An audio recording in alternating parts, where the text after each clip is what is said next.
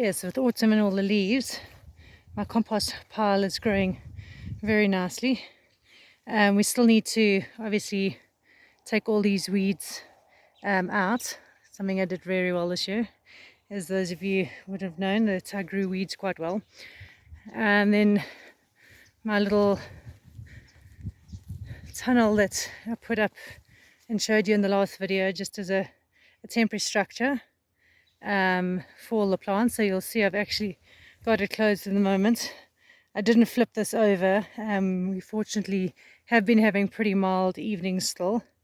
We're still above 0 degrees centigrade, so it hasn't been too necessary to actually close it. I did close it last night, just want to see the temperature in there, so we'll be opening that up just now before it gets too hot.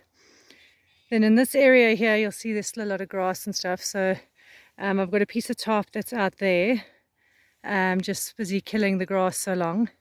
This section here, I actually put this to the side because I want to put a section of raised garden beds here. So you'll see I've got a pallet there. I just want to measure out the beds nicely to make sure that my spacing is right for before I start that section. So that is a project that I want to do now in the winter, and so that it's ready to plant in the spring. The raised beds are ready to plant in the spring. So okay, so here's the main garden for those that are new. This is basically, I started this garden new this year. I've managed to build it up to 5 beds. This first bed here has got all my garlic in it. So let me just show you the varieties. So I've got Kabar.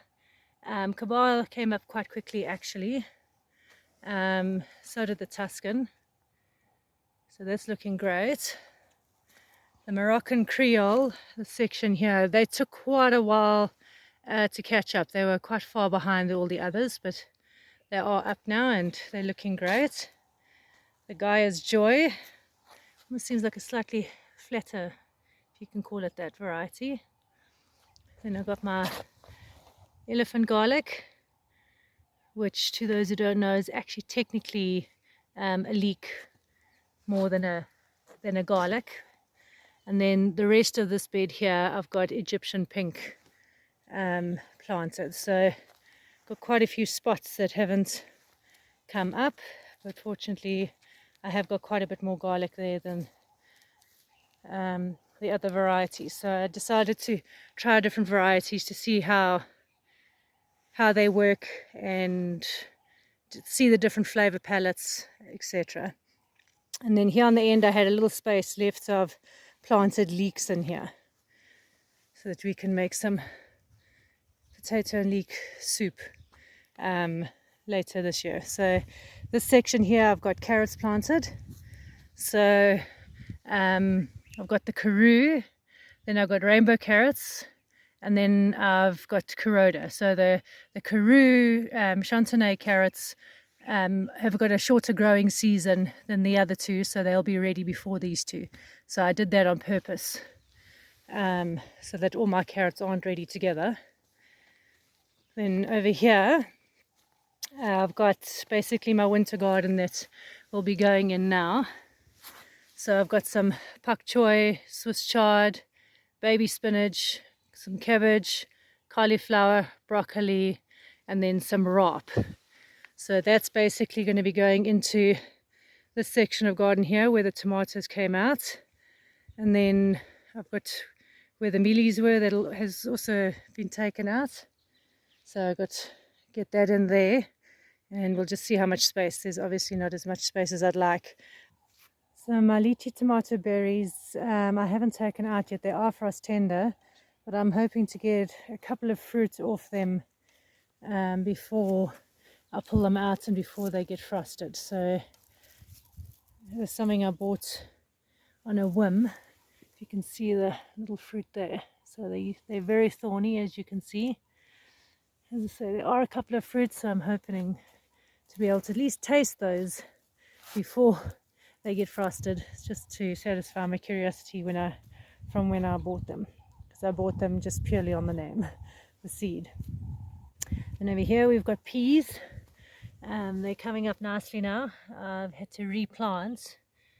The mouse birds have been eating them off as they've been coming up, so I see we've at least having progress in getting them to come up. This is where I had my mealies or corn, which I'll obviously be planting a winter garden into. And as I say, these are the hoops that I've been putting up to put my frost cloth over, just to help the winter garden a little bit, give it a bit of protection. It does get quite cold here by us, but probably more so from the birds.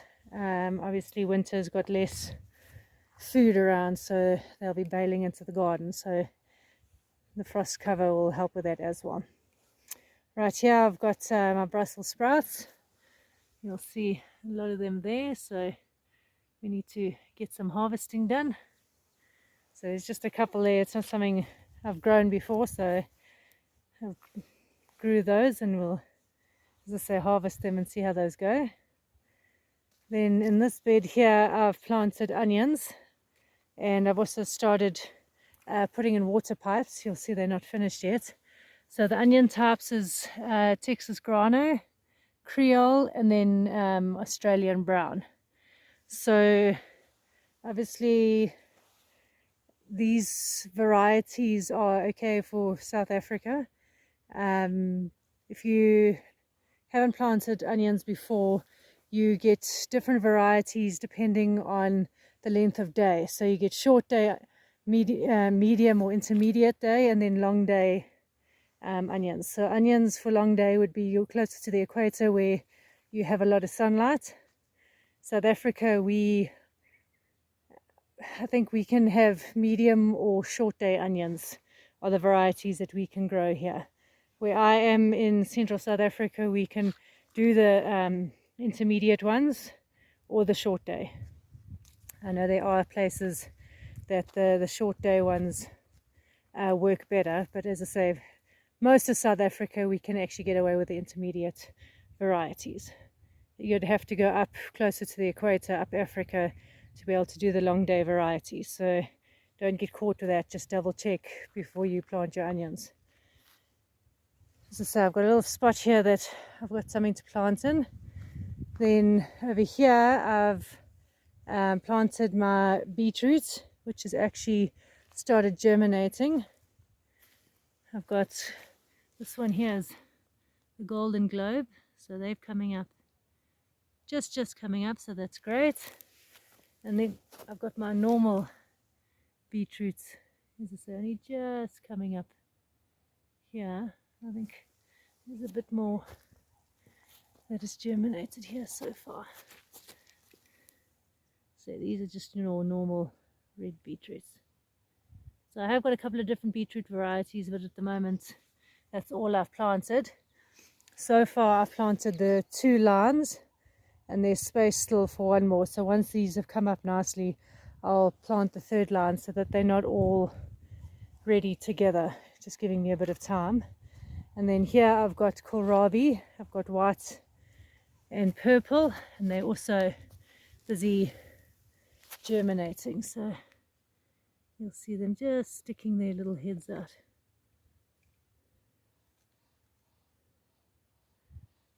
As I say, and there's a few of the purple ones. So, and here again I've also planted 2 lines, and then I'll plant a 3rd line later. And then here with the onions, these onions here are multiplying onions, so they've been coming up nicely. Most of them seem to have come up. There's 1 or 2 on the edge that are still going to come up.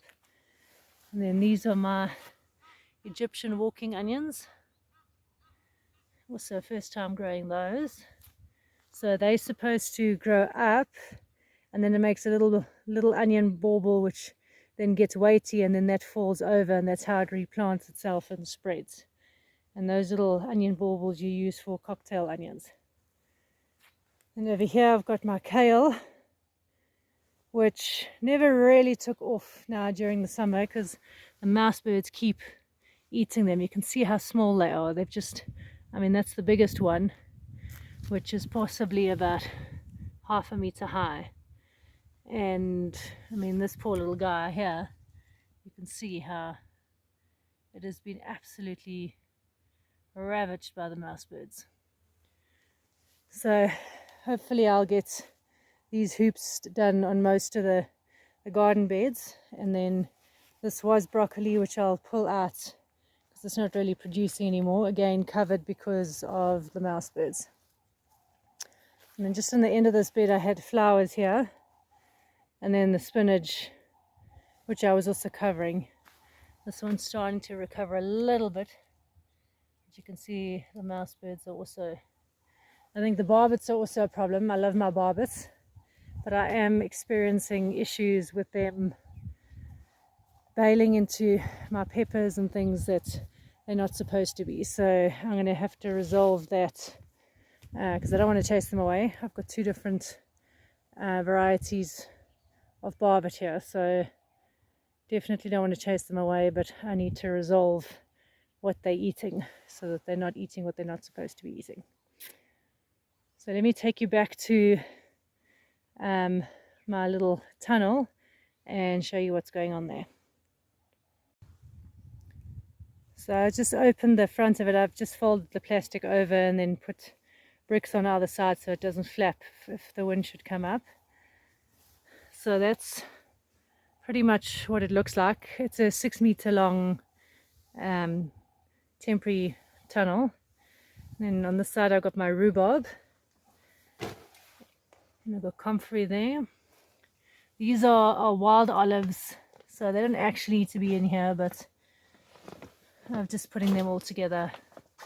Yeah, these here are the brinjals. I took them out of the garden. They were next to the tomatoes, and I want to try and overwinter them, and then next season I'll plant them out again and then plant some more to try and get a better crop. You'll see I've got one very lonely little one that's still there.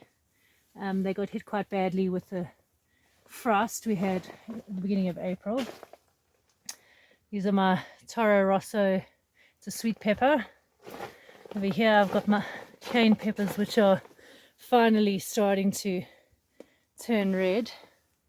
So very stoked about that. With it, a bit of frost, they got a bit stunted, so they've taken a while. So all of those will hopefully turn. And here I've got my paprikas, which I'm also waiting for them to change color. And I had a couple of jalapenos. The barbets have eaten most of those. That's the only one I've got left. And then over here I've got a whole lot of Bishop's Crown peppers. Most of those I have harvested already. We have still got a couple of stragglers, so I'll just use those. I dried most of mine. I dehydrated them to make pepper powder. So there's actually still, I've had quite a lot of, you can see this one the barbets has had hold of before I brought it in here, but there's quite a few there, which is great. And then I've got some citrus here. I've got a little banana pepper there, which has been very sad this season, so we'll see how that goes. If I can get it to overwinter, we'll try and revive that for next season. And got a couple of small lemon trees that I grew from seed. This big lemon here was one that was bought. It's a smooth skin one, so it's not very frost hardy. And then this is a cherry tree. I dug up quite a few out of an orchard, but this is the only one that's really survived. And I've got my blueberries, blackberry and a raspberry. These are little bird's eye peppers that someone was throwing out, so I grabbed them. See if I can overwinter them. If I can, that's great. Then my turmeric that's busy changing. The leaves will die back because they bulb, so that'll die back now, but I'll just keep it in here because it's warm. And just a couple of herbs. Got ginger, rosemary, some mints. I've got some avo trees that I grew from pips, so those are something that I have to definitely look after during the winter, because they don't like frost and it's not really something that grows here. As I say, it's another mint. I've got my, no, I've blanked on the name now and I see the tag isn't. So it made a nice flower this year. As I say, then just a couple of trees here, strawberries, and then, as I say, back to my brinjals. And that's pretty much what's in my low tunnel. It's definitely not a high tunnel. If you want to see how I put it together, I'll link the video below for you. But as I say, it was built as a temporary structure. Yeah, so that's a tour of my little garden. As I say, next season we'll hopefully get to grow it quite a bit more. Expand I'll just turn around here. As I say, expand the garden beds this way so that I can grow more produce. And then, as I say, I want to get my raised beds in so that I can put some more permanent stuff in there. Something else that I'm looking at doing, the sun's going to be very bad now. This section here, it's a bit flat. I want to look at doing a Ruth Stout potato or sweet potatoes there. And then I've actually got in the corner there, I've got a tractor tire, which I also want to move because I don't think there's enough sun there. I want to put my strawberries in that. So I've got quite a few strawberries, as you saw in the tunnel there. So those I will get planted out, and then I also want to start my herb garden. So get a permanent section laid out for my herbs so that I can get that going. At the moment I've also still got everything sort of stuck in all over the place. I'll also just show you quickly what I still have in pots near the house, which hasn't been moved yet, but I eventually want to get everything in the garden so that everything is all together. So next big project is obviously getting my water pipes into these garden beds here, just to make watering easier, because obviously pulling a hose pipe around is not fun and it takes time, and it does end up damaging the sorry, the sun is very bad. It does end up damaging plants in your garden bed. So something else I just kind of figured out by mistake, I'm not sure if you can see, over here is a dropper which is in the corner of the garden. And let me just turn this around, it's going to be a lot easier. Okay, so these droppers here, you'll see I've put one there, was actually, I put them in to mark the beds when I was laying out the beds, and it's actually, they've worked out quite well. If you do end up having to pull a hose pipe around your garden, you'll see how this one is pulled around it. So for getting your hose pipes in and out like this, they work very well on the corners of the beds if you put one on each side to basically guide the hose pipe so that it's not pulling into the actual garden bed. So that works very well. So just as a little thing that I figured out by mistake. So just a quick post, what I've planted now is this first section I planted cauliflower, and I've planted broccoli, and then we've got a bit of a space, and then I've planted cabbage, and then on this side here I've planted baby spinach for the first piece up until there, and then I've put in the pak choy, and then over here I've also planted this little section, sorry I've now got my shadow there, with Swiss chard. So I put the Swiss chard in next to the carrots, as I say, so that's all cabbage again. And then I've left a little space, I'll add a few more spinach plants there. Yeah, so it's getting a bit hot now, so I'm going to leave this last section for now, and then I'll get that planted. So the couple of items that I just have up close to the house that I haven't moved yet. So I've got the coriander here, and then I've got my ginger. This ginger actually grew just from store-bought ginger, so I'm not actually sure what the variety is, but I've got that ginger there. And then let me just go to the other side and show you the saffron and the couple of items I have there. Here on this side, I've got my basil, which is starting to struggle a bit now as it cools off. Then I've got pimento peppers. I've still got a couple on here that are still growing, so we'll see how far those get. And then I've got my green peppers. I've got 2 green peppers there, and that was a brinjal that my dog decided to chew off, unfortunately. But I'll just prune it nicely and we'll try and overwinter that. Then over here I've got Roman chamomile. This is something I've actually, I don't know if it's our area, but I've really been struggling with it. This is a whole season's growth to literally get it that long and that size. So I mean, that one is still tiny. So if anyone's got any hints for South Africa specifically with regards to Roman chamomile, I'd appreciate comments or tips. If you can leave them below, that'll be great. And then I've got a few tomatoes that have come up in this bag, which I'm going to get frosted off pretty quickly. I had some potatoes in there, which I still need to dig out. And then over here I've got my saffron in these 2 planters. So I wasn't quite sure where I wanted to plant it because I was still busy with the garden and I needed to plant the bulbs. So I've put them in the planters because they need to not be disturbed for pretty much 2 to 3 years until they get divided up and replanted. So I decided to just put them in the planters because then, irrespective of where I decide to put them, they're easy to move. And then over here I've just got some calendulas. These have come up again. I'm not sure how far into the winter they'll go, but they are a bit protected here on the stoep or porch.